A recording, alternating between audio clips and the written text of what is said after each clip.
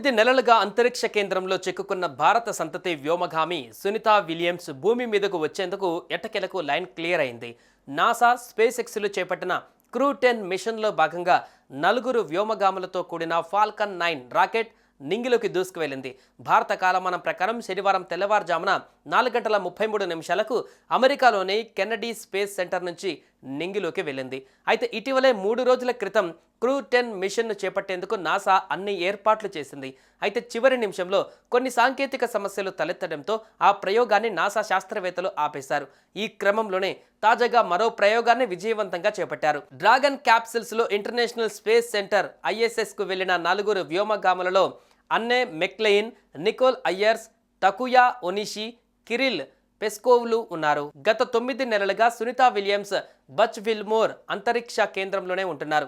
2024 June 5వ తేదీన ప్రయోగించిన బోయింగ్ వ్యోమ నౌక స్టార్ లైనర్లో వారిద్దరూ ISSకు చేరుకున్నారు. అయితే వెళ్ళిన వారం రోజులకే వారు భూమి మీదకి రావాల్సి ఉండగా స్టార్ లైనర్లో సమస్యలు తలెత్తాయి. దీంతో వారిద్దరిని తీసుకురాకుండానే ఆ స్టార్ లైనర్ తిరిగి భూమిపైకి వచ్చింది. అప్పటి నుంచి సునీతా విలియమ్స్ బచ్ విల్మోర్లను తీసుకురావడానికి ఎన్నో ప్రయత్నాలు జరిగినా ఫలించలేదు. ఇప్పుడు 9 నెలల తర్వాత నలుగురు వ్యోమగాములను ISSకు పంపించడంతో వారు రావడానికి లైన్ క్లియర్ అయింది. దీంతో వారిద్దరూ ఎప్పుడెప్పుడు భూమి మీదకి వస్తారా అనే ఉత్కంఠ నెలకొంది. సునీత బుచ్చులను తిరిగి తీసుకువచ్చే బాధ్యతలను అమెరికా అధ్యక్షుడు డొనాల్డ్ ట్రంప్ ఎలన్ మస్క్ అప్పగించారు. సునీత 9 నెలలకు పైగా అంతరిక్షంలో ఉంది. దీంతో ఆమె అంతరిక్షంలో ఎక్కువ కాలంగా ఉన్న మొదటి మహిళగా నిలిచింది. అయితే ఇది సునీతకు మొదటి రికార్డు కాదు.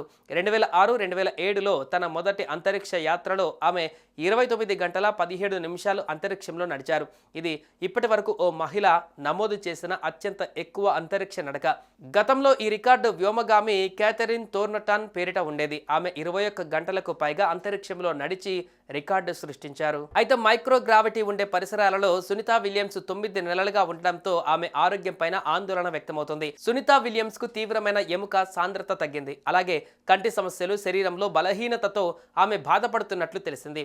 అంతరిక్షంలో ఉండే మైక్రోగ్రావిటీలో ఎక్కువ కాలం ఉండటం వల్ల శరీరంపై తీవ్రమైన దుష్ప్రభావాలు పడతాయి. తీవ్రమైన శారీరక, మానసిక సమస్యలు ఎదురయ్యే ముప్పు ఉంటుంది.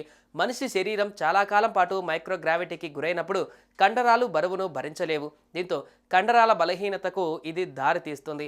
కాళ్ళు, తొడల వెనక భాగం వంటి భాగాలలో ఈ సమస్యలు ఎదురవుతాయి. వ్యోమగాములు చాలా కాలం మైక్రోగ్రావిటీకి గురైనప్పుడు వారి కండర ద్రవ్యరాశిలో 20% వరకు కోల్పోతారని అధ్యయనాలు చెబుతున్నాయి. దీంతో సునీతా విలియమ్స్ ఇప్పుడు భూమి మీదకి వస్తే ఆమె పరిస్థితి ఎలా ఉంటుందా అన్నది ప్రశ్నగా మారింది.